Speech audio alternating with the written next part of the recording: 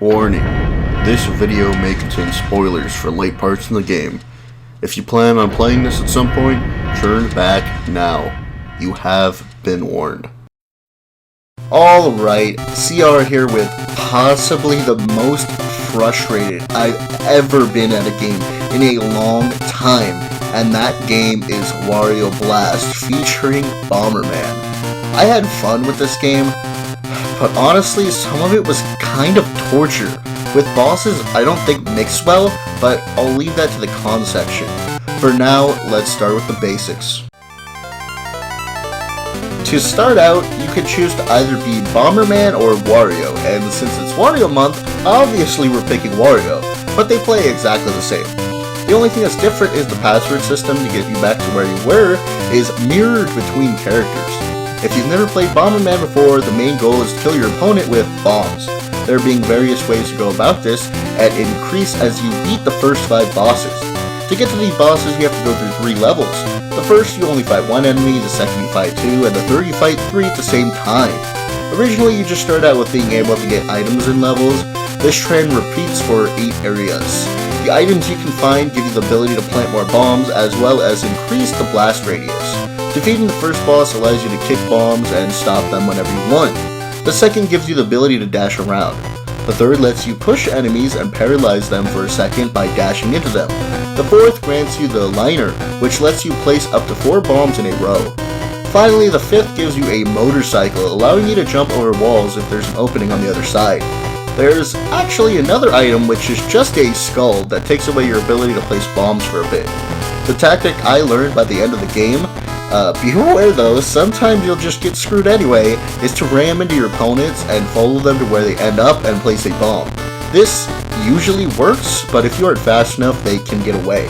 If you're lucky, they'll plant a bomb right when you ram them and kill themselves.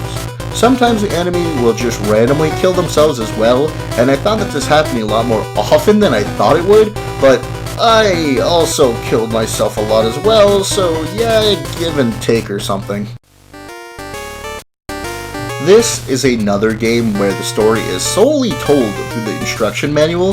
The story begins with Wario finding a dimensional portal that leads to Bomberman's world, and Wario, full of greed, wants to use the Mad Bombers to his advantage, thinking that he can use them as his minions. As he goes through the portal, he realizes that the Mad Bombers will not be coming quietly as they fight back.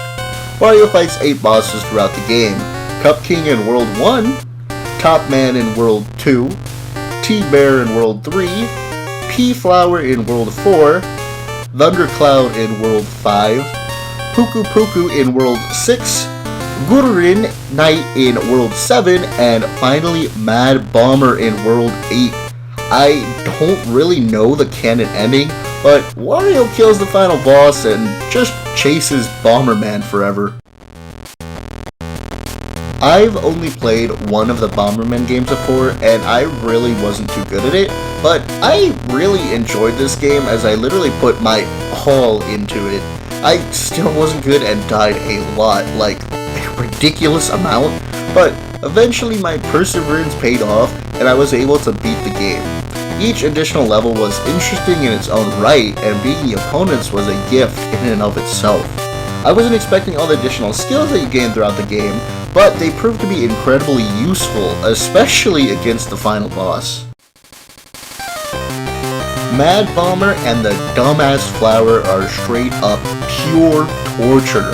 I definitely died 50 plus times to each. They both throw out weapons, the Flower throwing leaves and Mad Bomber shoots a missile. The only time you can hit them is during this animation, which is beyond fucked to even reliably do, and the final boss, having multiple phases, is just agony. And I will admit, I used save states to beat the final boss because I just couldn't deal with it that well, and I still died so many times after. Also, if you even share the same tile that an enemy pixel is on, you die, even if it isn't actually touching you, which is some grade A bullshit. Overall, this game is fun, but it's definitely a one and done game that I really don't see myself ever coming back to. If this is anyone's leisure game or something, more power to you, but I haven't been so angry at a video game since I was a kid. Mostly angry at my own lack of skills, but I don't know. Something about those two bosses and how they played really got under my skin. Hope you enjoyed, and see you next video.